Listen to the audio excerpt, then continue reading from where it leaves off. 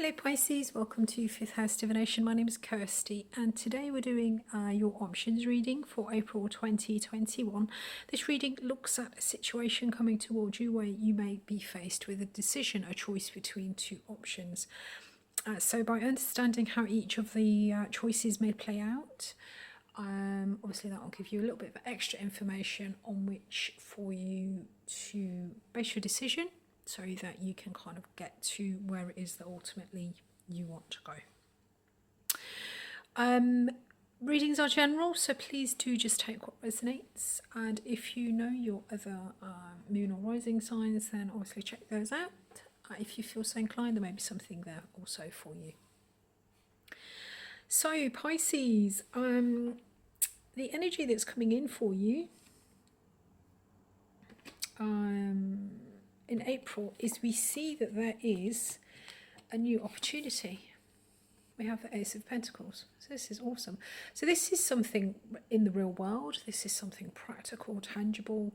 So this could be a new opportunity for a new job. It could be a new relationship, new project. But there is something practical or tangible that you have the opportunity to pick up basically this month, which will lead to kind of long-term material abundance, sort of wealth, prosperity. But what's blocking it is the Ten of Wands, and the Ten of Wands talks about feeling exhausted, feeling overburdened, having so many things that you're carrying that you can't really see where you're going. And he talks about the need to put some of these wands down. So I feel that to kind of go with this opportunity, you will need to there is a need to let go of something or some things for you to be able to kind of go with this. So we see you up here. This is kind of putting you into the Eight of Pentacles, and the Eight of Pentacles is the work card. So it could be that you're already engaged with this new opportunity, and it is kind of, it is a lot of effort. And you're understanding that with the amount of work that's going into it, there is going to have to be a choice that you need to make. Because you are at the Eight of Pentacles, you're putting a lot of practical energy into something, kind of honing your skill. It could be like the apprenticeship card, perfecting. This is a real kind of Virgo energy. This talks about sort of perfecting and refining. And it seems to be the choice that we've got then is the King of Cups and the Three of Cups. So this feels to me like it's a choice between a person or a group. So this could be, it could be a choice between your romantic partner and your friends and family and your extended community. It could be a choice between your boss and your colleagues, or a choice of being the boss, or how would you want to do this? If this is a work situation and you've got the opportunity to be in charge, do you want to be the boss, or do you want to be seen as kind of one of the guys? But it does feel very much, as I say, it feels very much like it's a choice between a person or a group. Take it as it resonates. So it could be a romantic partner, it could be a husband, a wife, or it could be a boss of some description, or somebody that you work with, somebody that has kind of authority over you, or your friends or colleagues. So we've got the underlying energy for this is the High Priestess card. And the High Priestess talks about tapping into a higher knowledge, a higher source of knowledge. This could be you tapping into your intuition, or this could be some kind of information that previously you didn't have access to. It could be some kind of secret information also. But there is a feeling of kind of tapping into, or an awareness of information that might not be readily available to everybody. And then underneath that, I've just noticed we've got the Temperance card, and the Temperance card talks about mixing and balancing, talks about rebalancing. So there is some kind of information or intuition that's sort of working behind the scenes here. So there is an opportunity that is causing you to feel overburdened, and there is a need for you to choose. There seems to be a choice between a person or a group. You know, which way do you want to go? So if we go down the King of Cups route, we've got the Knight of Cups, and this talks about progressing a situation. This talks about going out and showing people kind of what you're made of.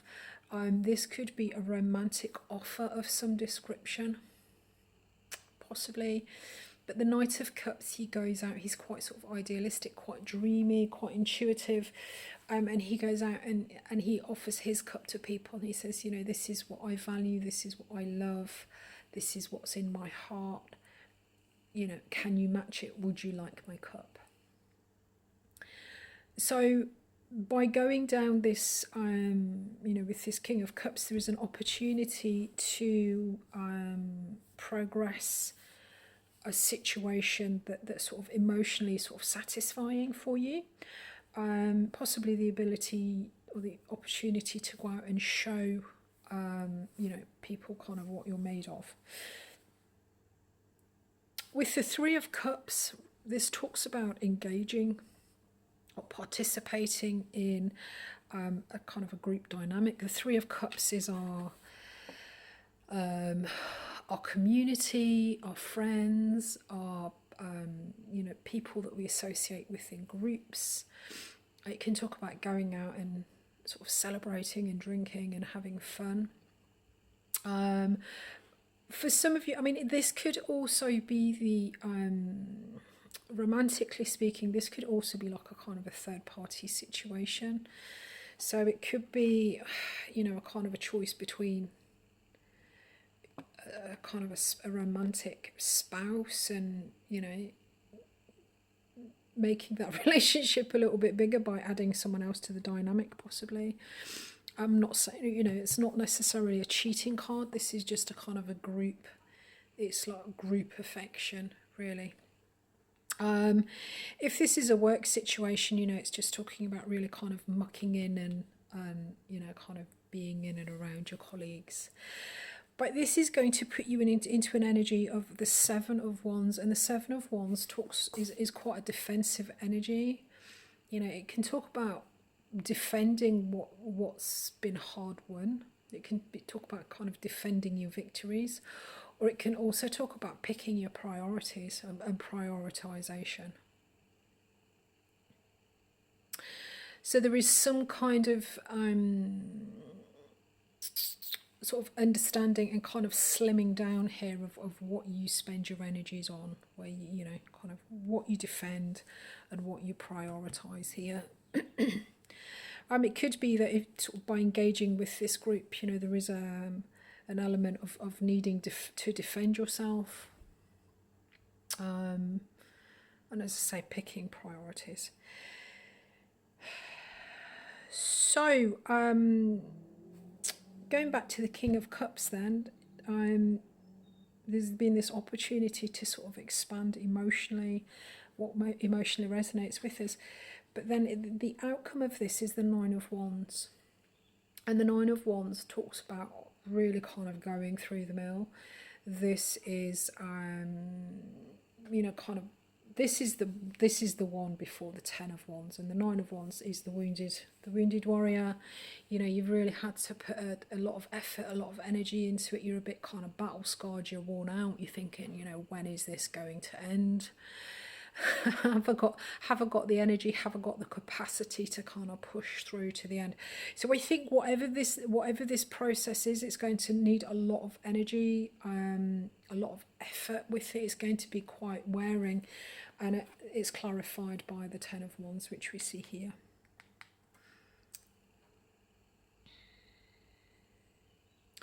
So I think that this is something that because it's going to need so much energy, it's going, you know, I think there is going to be some level of sort of closing things out and putting things down with this, because you just sort of reach a point of carrying too much and being too exhausted. On the other side, if we've gone down the Three of Cups route, we've come into some kind of defensive energy, or some kind of idea of picking priorities. This actually takes you into the Wheel of Fortune, which is nice energy. This talks about the Wheel of Fortune turns up when events are turning in your favour. It's a sort of an up leveling. So the Wheel of Fortune, we've got like a bit of a kind of it's like the end of a chapter, but not a book. So this could be a new. This is a new, with this Ace of Pentacles. There is this new opportunity that's allowing you to kind of upgrade your life in some way. It's yeah. So it's the Wheel of Fortune. So this is things kind of turning in your favour. And then with this, we've got the Ten of Cups, which is absolutely beautiful. The Ten of Cups at the Nine of Cups. You know, at the nine, it's wish fulfillment. You know, you've done something that you're really proud of. You're totally kind of emotionally content. But at the Ten of Cups, this talks about emotional contentment within a family setting or within a group. So while this Three of Cups, root, friends, community, you know, whatever that three of, you know, being with your colleagues, while it may be, you know, you may feel a bit sort of defensive sometimes, and you may have to pick your priorities, it certainly looks like this is the route that's going to offer up some kind of change in fortune and an opportunity for real emotional fulfillment within a kind of a group, within this could be a family card, but that's absolutely beautiful energy. The other way, through this King of Cups, while you get the opportunity to kind of grow emotionally in some ways, I think it's going to be a lot of sort of work. There's going to be a lot of energy that goes into it. It might be quite exhausting, and I think that ultimately it is going to close out with you needing to put down some of your responsibilities, some of the things, some of the kind of the calls on your energy, the drains on your energy. So, okay. Leave that there for you guys. If this is for you and you liked it, please do click like. It lets me know that you're enjoying the content that I'm providing, and to carry on doing it. I do create other content as well, other styles of reading for monthlies, and I've got general timeless and love readings going up. So if you'd like to see any of those, if you click the subscribe button, then you'll be notified when they come through. Thank you for watching, and I look forward to speaking to you again soon. Cheers guys. Bye bye.